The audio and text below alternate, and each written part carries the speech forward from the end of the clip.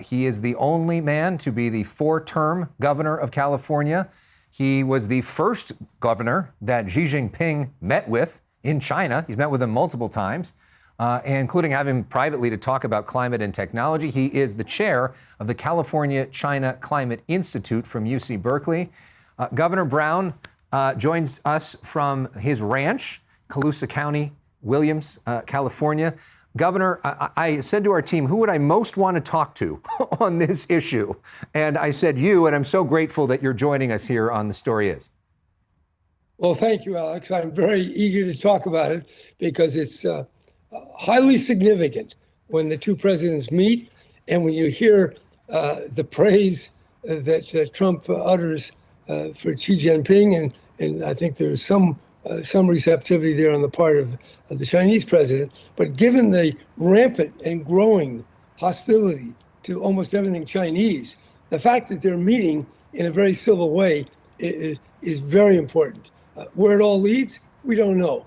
But there's no relationship. Well, the Russia-U.S. relationship is really important, but the Chinese-U.S. relationship encompasses a lot more. The trade, the climate, the technology, the immigration, so many things, hundreds of billions in trade. So the fact they're meeting is quite incredible. Whether it will go anywhere, I mean, it's the same day Trump is giving a permission for a nuclear machine to go on a submarine that will also have the power to make a nuclear bomb. I'm not sure China's going to like that. So there are a lot of stumbling blocks, but this is a positive. Instead of throwing rocks at each other, the presidents are talking and they're agreeing to have more meetings. So as long as you're meeting, you're not destroying each other. So that's a plus.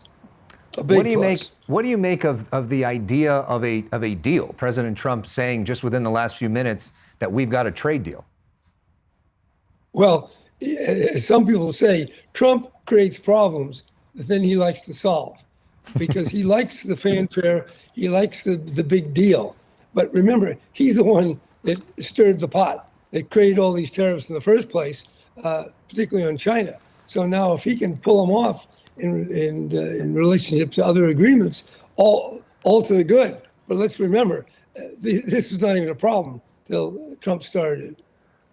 President Trump just said moments ago on Air Force One that on a scale of 0 to 10, his meeting with President Xi was a 12. So he's certainly spinning this as a productive meeting. Governor Brown, you have spent time with President Xi in multiple places.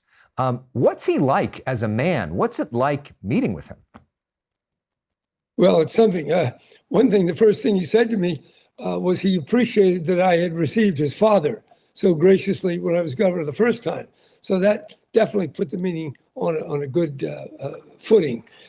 Xi Jinping is formidable. He is the supreme leader with a party of strongly committed people in the Communist Party. I think there's like 80 or 90 million of these people that are carrying out the program. So, and his word is law. There aren't a lot of people around. You say, well, if I get to Joe or Bill, he'll be able to get to Xi Jinping. He's the man. And in some ways, Trump is acting in a similar way. Trump is acting like almost on a whim. He can say, kill these, bomb these boats, put on a tariff, take off a tariff. So we're looking at two leaders that have an enormous amount of power. And the difference, of course, is Xi is very steady. He's an engineer. He has, this is a very tightly organized system. There's no freelancing here. There's no ad-libbing at a press conference or, getting on X or something and sending out little messages. This is a serious guy with the fastest growing big economy in the world, who's completely dominated electric vehicles, wind energy, solar energy, battery technology. So they're on the move. Now, America has its own great assets in artificial intelligence and in so many other ways. But the two countries could collide. We have profound differences. And if we ever collide and it goes nuclear, we're all done. And if you saw that recent movie, the House of Dynamite, you know how dangerous that all is. Well, and you are the chair of the Bulletin of Atomic Scientists, and in addition to your work on the China climate issue. And we had news on that front today as well. President Trump putting out a Truth Social post saying that he is instructing the Department of War to increase nuclear testing to catch up, essentially, with Russia and China. Your reaction to that? We haven't had nuclear testing in this country since 1993. And nor has Russia for a long time, and China, I think the mid-90s. Look, it's not clear what Trump meant. Putin is not conducting any explosive tests, like underground testing, like America does. It did it in Nevada. He tests missiles. So does America. So does China. So does North Korea. So testing missiles, I think, is well within the norm of what's going on by the big countries. If you're going to go to underground nuclear explosions, that is a bad and terrible precedent that will start a whole arms race of nuclear testing and the inevitable innovations and new types of nuclear weapons. I don't think that's what Trump meant. It'll be clarified presumably in the morning.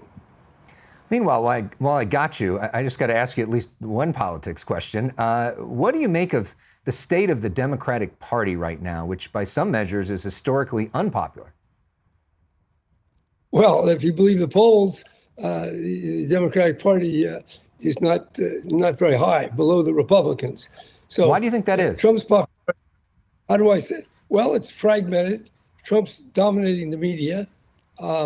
It's hard to say. You know, when Trump won last time, that conquered the Democratic candidate, and there's fallout. It's hard to explain. It's a fact, but remember, people have written the obituary of political parties, like the Republicans, the Democrats, but there's a pendulum swing.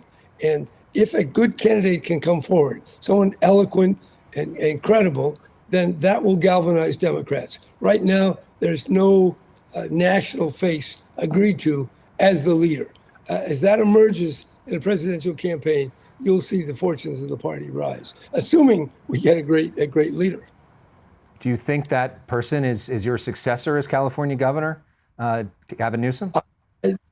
I think I'm going to refrain from kind of rating my successor. Schwarzenegger didn't rate me, and I'm not going to try to evaluate Gavin. He's doing a hell of a job. He's going to COP.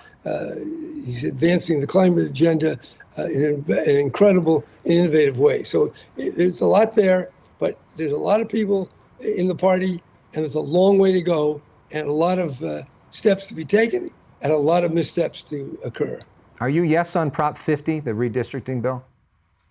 Yes, I'm yes on 50.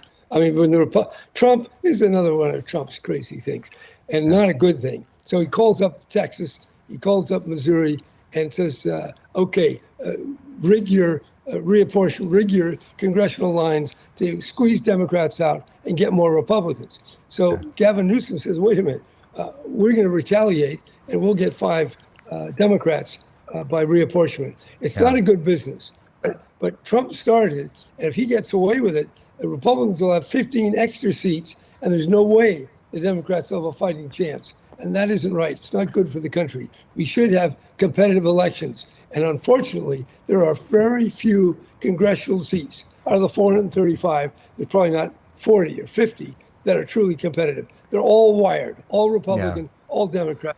And this gerrymandering just makes the whole thing worse. Yeah. But 50, it's a good deal. Vote yes. It's only temporary.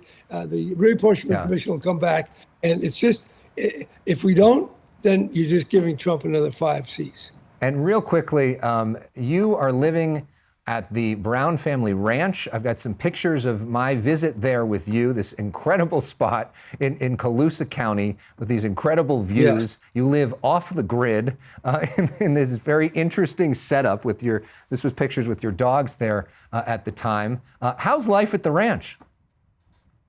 Fantastic. We had our 8th olive harvest. We have olive trees that we planted several years ago, and we about 60 volunteers from my campaigns, from the governor's office, family and friends, we picked over a ton of olives, and we'll be making several hundred bottles of really outstanding Mountain House olive oil, and I'll get you a bottle. I can't wait to have it. Governor Brown, thank you so much for coming in on a very consequential news night. Really appreciate your perspective. Anytime, Alex. I like talking to you.